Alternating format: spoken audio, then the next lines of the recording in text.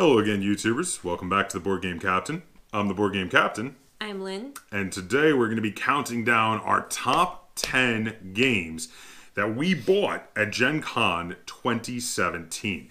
Now, we're in that final 3 months here leading up to Gen Con 2018, and we're getting pretty excited for the big con, so we decided, since we have now played at this point all the games we bought at Gen Con 2017, why not do a countdown of our favorite games for them? Now, we haven't actually reviewed all of these, so some of these are going to be a little bit of a spoiler as to how much we like them.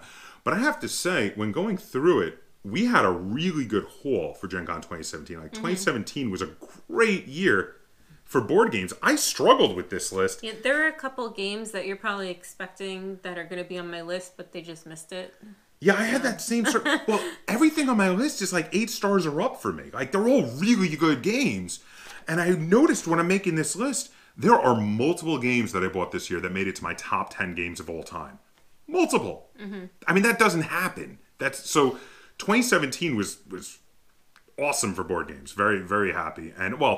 And actually, technically, one of them wasn't originally released in 2017. It was an older game that I bought, but we'll get to that in a minute. But it was a new printing of an older game. Okay. So let's. Why don't you deal us out a random turn order real quick? We'll go high card first. I got a 7. What do you got? Queen. Oh, so you are gonna get to go first. So without any further ado, let's get to it. Number 10.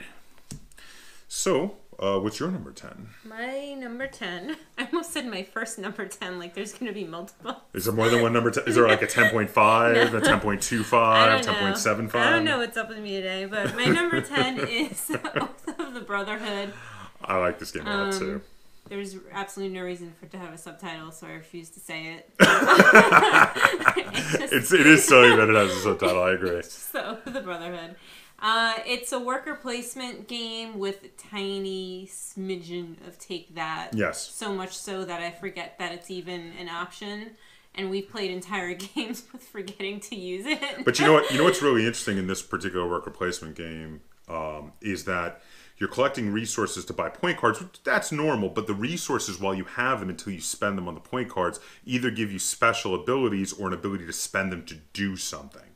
So they're not just resources. And then you have this like, ooh, should I buy that now? But I don't want to lose that ability. Yeah. And that's really kind of cool. That's There's a neat like thing. 3 things that I just never even use if the resource is needed. I'll just get a second one and then go and turn use it in it because I just don't want to lose their ability. You know, it's funny. So you and I like this game a lot. We did a review of it and we both rated it very positively. And we still like this game. But there's been a lot of hate for this game online. Apparently, we're in the minority on this one. Yeah. I don't know. I don't know. I wonder. I'm curious. Comment down below. What do you guys think of Oath of the Brotherhood if you've played it? Because I really liked it. You really liked it. But this was one of the games that was given at AEG Game Night, and I thought was a really cool part of the package at AEG Game Night. But a lot of people were like, "Oh, they gave away that game that nobody wanted." And I was like, I liked it. So I don't know. I mean, it's not the best worker placement, but it's a really fun worker placement game. So, and that's why it's your number 10. So my number 10 is Unearthed. Now, I knew I was going to like this game. I love the quirky art style. I love it's a dice placement game. You roll dice and you place them on cards, and you're trying to earn the cards. And the cards will have a number on them, and when you have a total number of dice that equal the card's number, it will pop, and the person with the highest die on it gets it.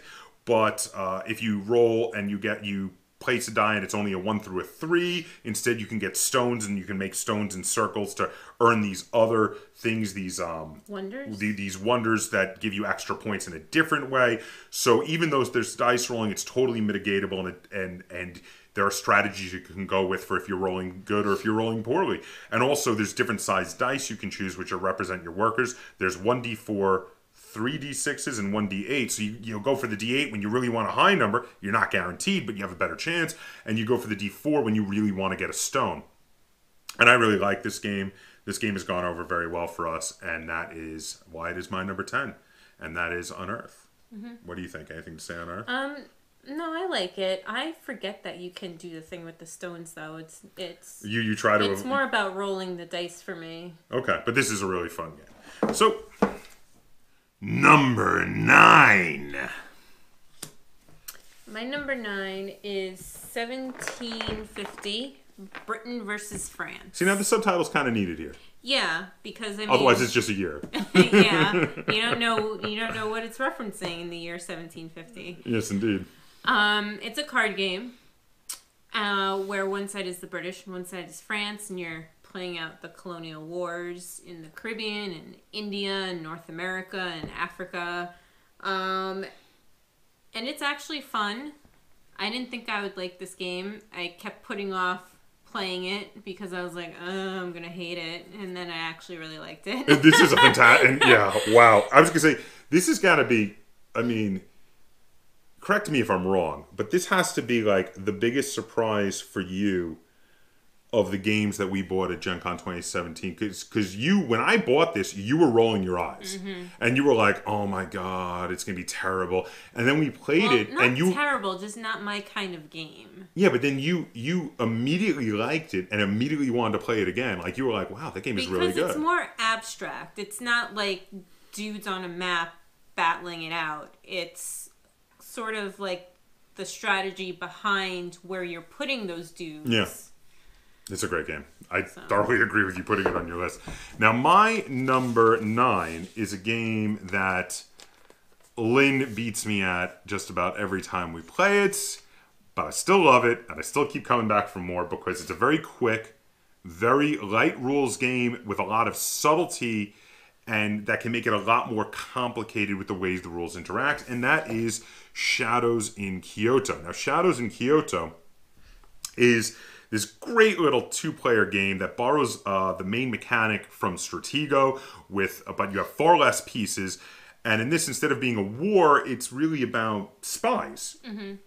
And you're trying to get your spy information to the other side of the map. You can either win if you get one of the spies carrying the hidden information to the other side of the map, or you can win if your opponent captures too many of your pieces with misinformation, or you can win if you capture your opponent's piece with the correct information. And there's asymmetrical player powers in here, and a lot of them that you have to choose from, that you choose in the beginning of the game. And this game is just really great. This has become one of our go-to coffee house games. We will play this, we'll go to Panera, have lunch, drink some coffee, and play this game. And I love it for that. I love it for a nice little light 2-player game. What do you think? Any comments? Liked it. Well, there you go. So that is my number 9, Shadows in Kyoto. Number 8. My number 8 is Onami. It's a dice placement game. No, it's more of a tile placement. The dice are just to mark that you control the tile. Yeah, you don't ever roll the dice. No. But the dice, you need the dice because it makes like waves across the board where you can change the face of other people's die. And then the person who has the most of their symbol face up at the end of the game wins. At the end of the game is the winner. It's a little hard to explain the core mechanic in this. It's pretty unique. And in my opinion, it's like it says to like 5 players or something, and it's really. I think it's up to 6 players, but it really It's a 2-player abstract strategy game, basically, that they say you could play because they were using dice. And it has 6 sides. So it has 6 sides, so they were like, oh yeah, up to 6 I'll play players. I'll play it at 3. I'll play it at 3. It's okay at 3, but I like it but I don't at 2. I agree with you. And this is another one that you kick my butt at most of the times we play. Yeah. You're really good at this game. I have trouble with it. I always leave. I'm trying to see where. Yeah, 2 to 6. It says 2 to 6. Yeah. I always leave a back door in for you to just like do a wave through my entire area and take it out. So my number 8 is a wonderfully brain-burny, puzzly, mathematical game. Sentient. Now, Sentient is. It's got a theme about making androids and robots and stuff, but in reality, the theme is kind of pasted on to this fantastic puzzle of a game where you roll your dice and you put them down, and you're placing tokens to buy cards to put them between the dice that then alter the numbers of the dice to the left and right of them, and will have a specific thing noted on the card that says you get points, but only if the numbers to either side of this die are even, or only if the number to the right is larger than the number to the left, or only if the number to the right minus the number to the left is less than or equal to 4, or whatever it might be. It's almost like there's a little mathematical equation there. And if the mathematical equation works out, you get the points. If it doesn't, you don't. So you have to plan multiple turns ahead, because all but 2 of the dice, the ones all the way on the end of your board, are going to be altered twice. Because you're going to put a card to the left of that and a card to the right of that. And when they alter it, it's going to mess with it, and you need them to be in the right combinations for the cards to the left of that die and the right of that die. And there are tokens that you can discard to stop a die from being manipulated. You put them over the thing that says plus or minus. But doing that means then you can't use them as much for trying to obtain other cards. So there's while that's good to do once in a while, you don't want to do it too much, because then you lose them and you can use them for other things. Mm-hmm. But this is a great game. It's okay. It's got a lot of math in it. I don't mind playing it for how much math it has. You just put this on your top 100 games of all time. Don't play this on me. But it was in like the nearer to 100. Yeah, but it was you at least give this 7 stars. Yeah. There's no doubt. All right, so let's move on to our number 7s. Number 7. My number 7 is Asking for Troubles. I think it's Troubles. Well, then they should have spelt it like trouble and not trouble. I'm pretty sure it's Troubles. Phonetics. It's spelled trouble. Anyway. This is my number 7. It's a really great worker placement game for people or children who are not familiar with worker placement games, because everything is out there. Very light. There's nothing hidden. So there's no like secret objectives where they have no idea what it means, and they're just like showing everyone because they don't know what they're doing. It's just very easy to teach. It is a very easy to teach. And this is a fantastic worker placement game. I agree with you. Are you done? Yes. Okay. My number 7 is Asking for Troubles. So I went to the shelf. It's Troubles. I went to the shelf and I picked this up, and Lynn goes, "Hey, that's my number 7." So it's a crossover right here at the same number. Now, I agree with everything she said. I really like this. This is actually quickly becoming one of my favorite go-to worker placement games. It is a great worker placement game to teach people, but also I love that they have this interesting mechanic in here where when an opponent's piece is on a space, and most spaces are only get one space to do that thing, it doesn't block it like most other worker placement games do. Instead, you bump them off of it. And the thing is, once all your pieces are on the board, you get to play one worker per turn. And when they're all out there, you take your turn to recall them all. So the bumping prolongs that. It does give a benefit to your opponent. So if you play in a spot that you know your opponents want to play on and they bump you off, you're going to get an extra turn of being able to play something before you have to recall everything, and that's really good.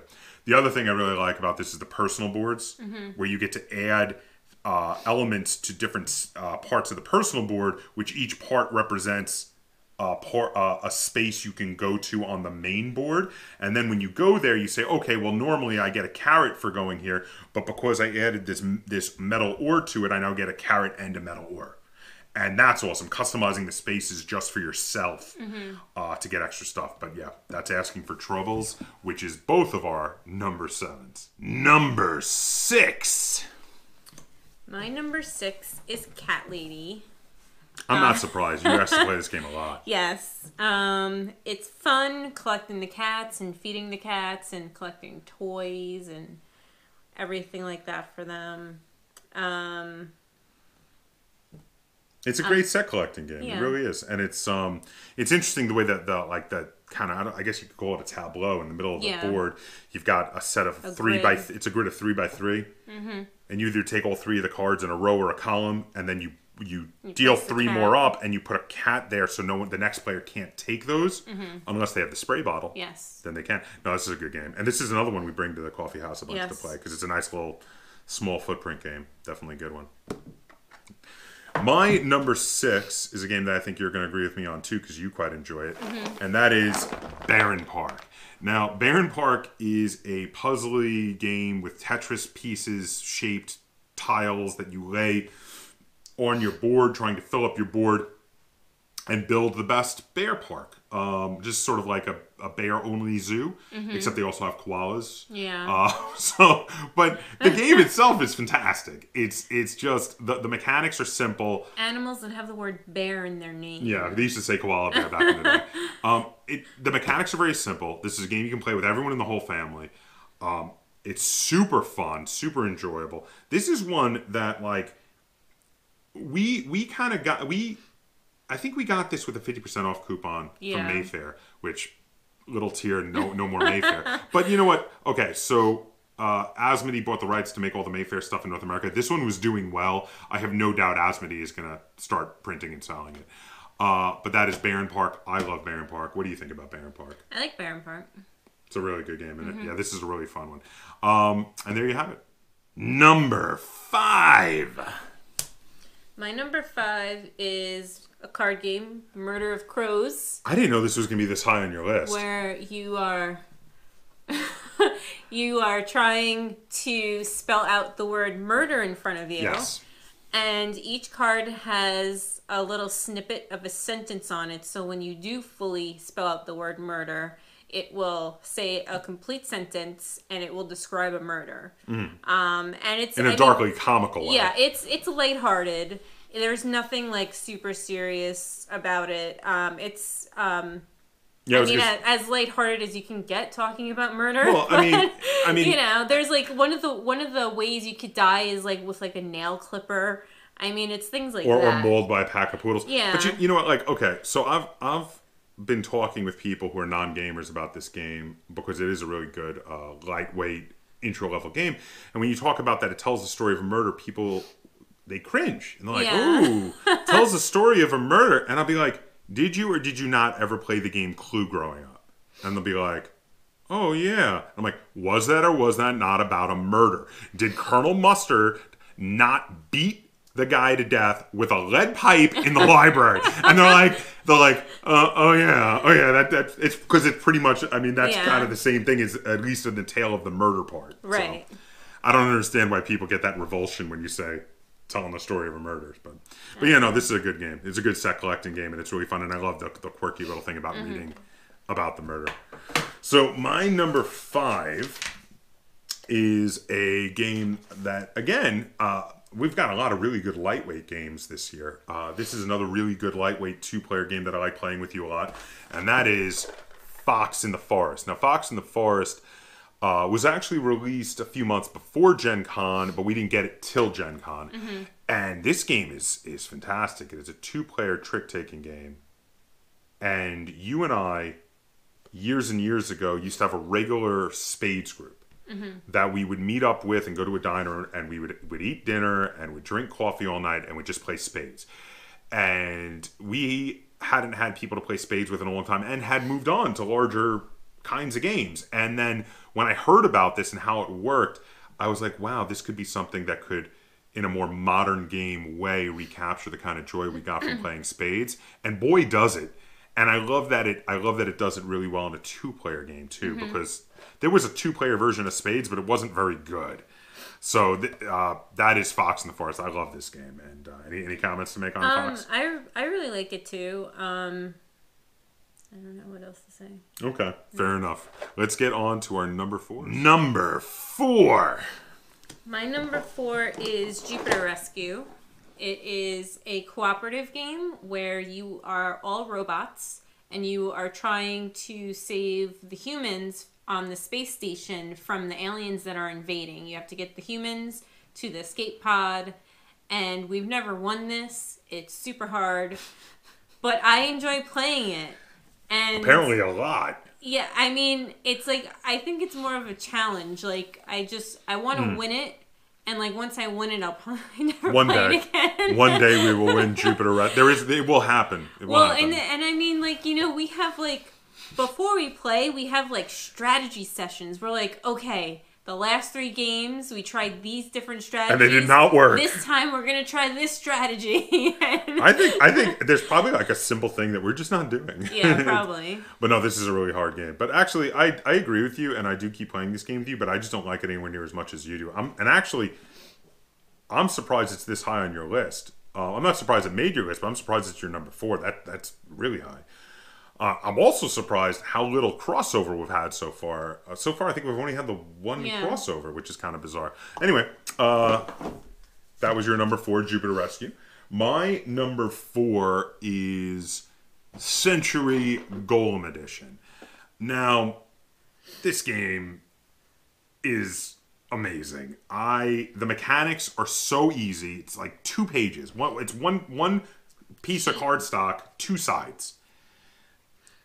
But the complexity and all the combinations of the things that you can do in the bit of the hand management, hand building sort of thing that you do in this game, along with using gems as resources to be able to buy cards further back in the row and eventually build up combinations of gems to buy the point cards.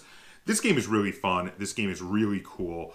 It's easy enough that we can play it with people who don't game a lot, who aren't familiar with modern games, but it's also cool enough and has enough crunch in the rules that advanced gamers start to realize the combinations of things that they can do and really, really get into it. And I don't think I've ever played this with someone who was like, oh, I don't like that game. Like this has always gone over well. Yeah, I enjoy playing it. I don't think it made my list. Oh, you don't like it as much as me? No. That's fair. So, let's get on to our top 3. Number 3. So here we are in the top 3. These are our creme de la creme of the games we bought at Gen Con 2017. What you got? My number 3 is the Wasteland Express delivery service. I know you're not going to say that this shouldn't be on my list. No, this is an amazing game. It's what's it? I can't think of the... Pick up and delivery? Pick up and deliver. Are you feeling okay today? You're acting really weird. It has delivery in the title, and I couldn't think of pick up and deliver. It's a pick up and deliver game. Yeah. You don't... there is fighting. Or you fight the raiders? But yeah, you don't... It's not between characters. No. It's NPCs that you can, move to attack other people. Yeah, there's certain spaces you land on where you get to move raiders, and you can throw them at other people. Would you like to do? Yeah, and there's like raider hideouts that you can get a quest to raid them. Go and attack them. But I mean, and you can steal the resources from the raiders. It's not a main part of the game. It's really a pick up and deliver. I actually play a lot like it's a main part of the game and go. I like to kill the raiders and steal their goods and then go sell them. Because that's actually, I mean, that's the thing is you don't have to do that though. No. So like I always go right for buying gunners and machine guns so I can be powerful enough to go kill the raiders and steal their supplies and then go sell them. But yeah, no, great freaking choice. Yeah, you knew I wasn't going to argue. Now I know you're not going to argue with my number 3 because it is a game that you already mentioned and already got quite a bit. This is our second crossover on this list, and that is 1750. Britain versus France. This is just an amazing abstract representation of orchestrating multiple wars. I love how it plays. You talked a lot about how great it is. I really enjoy it too. This is for like almost like a. I don't know. Would you say this is like a heavier midweight or a lighter heavyweight? It's kind of like up in that area. Yeah, maybe a later heavyweight game, but or a heavier midweight. But I'm not really sure. It's hard to tell. I'm not sure because I don't know. It's a little hard to. It's definitely up there. Yeah, but it's around that area. But it still comes in at around an hour, even though there's a lot of rules. It comes in around an hour, and this is one of my favorite games of that weight to play 2 players. There's the problem is games of that weight to play 2 players. There's either usually a lot of multiplayer games that you can play in 2 players, but you're like, oh man, I kind of wish we had 3 or 4 people to play this. Or there's war strategy games which are all, like, a lot of them are really 2 players, and you're not usually big on those, so I don't get to play them with you. But this is one you'll play with me, and I love it, and I love that you will play it with me. So that is 1750, Britain versus France. Number 2. My number 2 is Albion's Legacy. Wow. It is a co-op game where you play King Arthur or Guinevere or one of the Knights of the Round Table, and you're trying to defend Camelot, but you're also trying to explore outside the walls of Camelot because there's monsters and stuff that need destroying out there, and I think you love co-op games. Maybe I do. I thought it was really fun, and we will have to play this some more. We haven't reviewed this one yet. Obviously, this is a bit of a spoiler. You're going to rate this one very highly, though. So none of this series of games made my list. The co-op games are generally more for you. But actually, there's a different one in this Legacy series. They're not actually Legacy games, which can be a little confusing for people. But there's a different one in this series of games that I like better than this one. I know. We have a little difference of opinion. I like this one better, even though the other one is an IP. And the other one, let's stop beating around the bush. The other one is Sherwood's Legacy. It's the Robin Hood themed one. I just like the way that one plays better personally. But that being said, I'm not normally a co-op game person. You're the co-op game person in this house. Well, the Sherwood's Legacy is like a tower defense, and this is like it's like an RPG dungeon, not really dungeon, like exploring the map, killing stuff. And you prefer that? Yeah, that's fair. And that's your number 2. Yep. Albion's Legacy. Now, my number 2 is a game that I had no doubt that Lynn would not have on her list. She played it once and refused to play it ever again. So this is one we thoroughly disagree on because I obviously adore it. It's my number 2.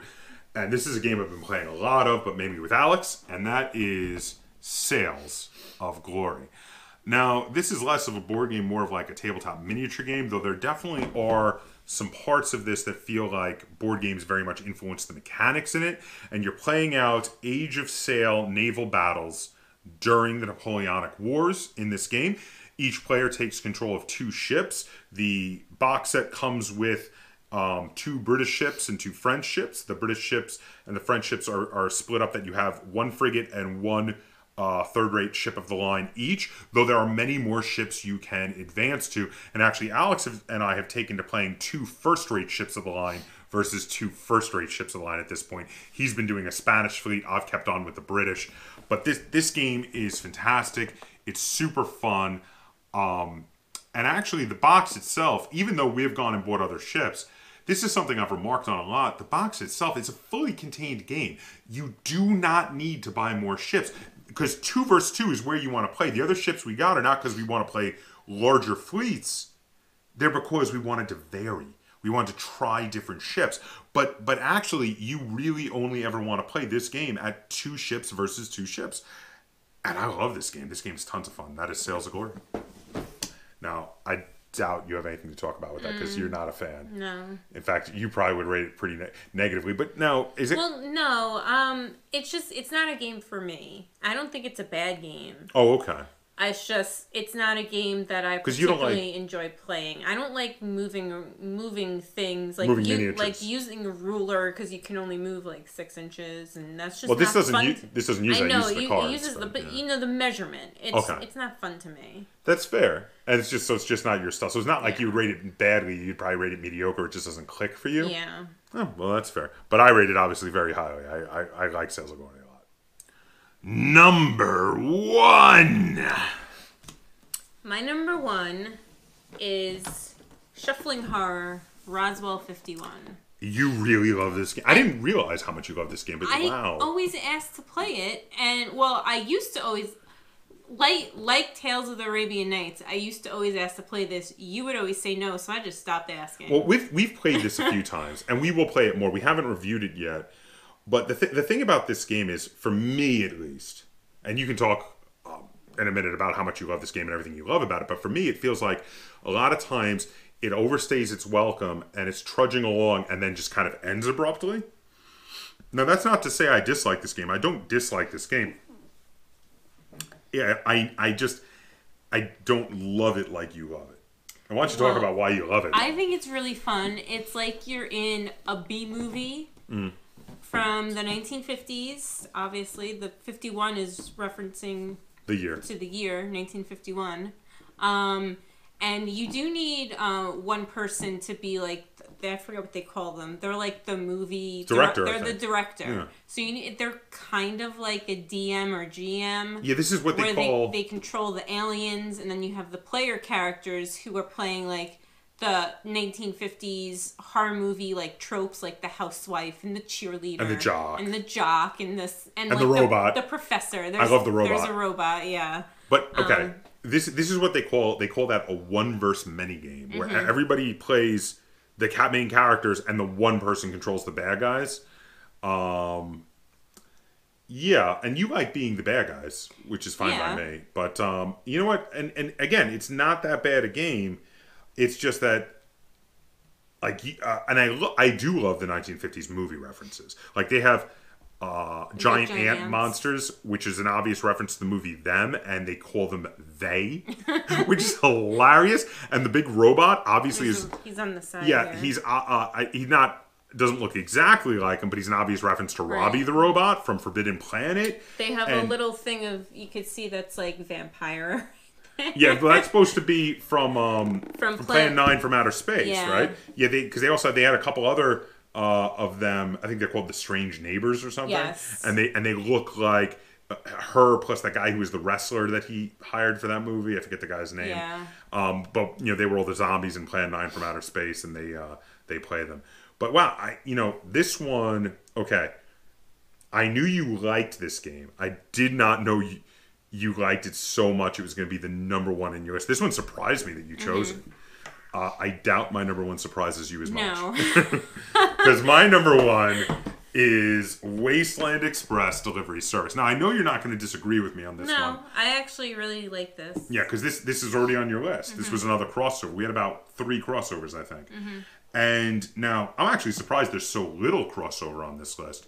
But Wasteland Express Delivery Service is a fantastic pick-up and deliver game. It has quickly become my favorite pick-up and deliver game, which is crazy because in our collection actually has some stiff competition from things like Merchant of Venus and the Firefly board game. But I like this one better. Like I just love the way this game plays, and this game really, to me, it feels like you're playing the second Mad Max movie, The Road Warrior, in a box. You're running from point A to point B, outrunning or fighting off raiders, using your truck to haul valuable goods to sell them in different wasteland post-apocalyptic communities. And yeah, this is one of my top 5 games of all time right now. I absolutely adore Wasteland Express Delivery Service. And I'm really glad that you like it as much as you do, because you and I have played this 2 players. We've played it when we have people over at 3 and 4 players. And this is one that hits the table a fair amount because we like it so much. In fact, like, there's inside jokes amongst members of our gaming group that have come about because of this game. Like the whole thing with Duke constantly joking about the fact that on the very first turn of the first time he played this game, you threw raiders in his face. It's like pushing a baby bird out of the nest. You gotta... they gotta learn to fly. They do. So there you have it. Those are our top 10 games that we bought at Gen Con 2017. There is a link in the description down below to our haul of all the games we bought at Gen Con 2017 if you want to go watch that and check it out and see how the other games that didn't quite make our list. I gotta tell you, I almost had one of your games on my list was that didn't quite make it was Oath of the Brotherhood, because I really like that too, and Unearthed just beat it out. That was one I was like struggling, but I gotta tell you, I'm surprised that Fox in the Forest and Shadows in Kyoto didn't make your list, because you asked to play both of those a lot. Yeah, well, because it's when we go to the coffee shop, I mean, I'm kind of limited to little games. I'm not going to be like, hey, let's bring Roswell 51 to the coffee shop. That's fair. The board is big. Push 10 tables together, you know. Hey, we go there enough. They should let us. So there you have it. So you have any questions, comments, or concerns on our choices for our top 10 games that we bought at Gen Con 2017? Feel free to put them in the comments down below. And if you enjoyed this top 10 list and you'd like to see us do more like it, be sure to give it a like. Share this video on any social media you may have. And if you haven't already, please subscribe to the Board Game Kaptain. That's Kaptain spelt with a K on YouTube. And until next time, game on.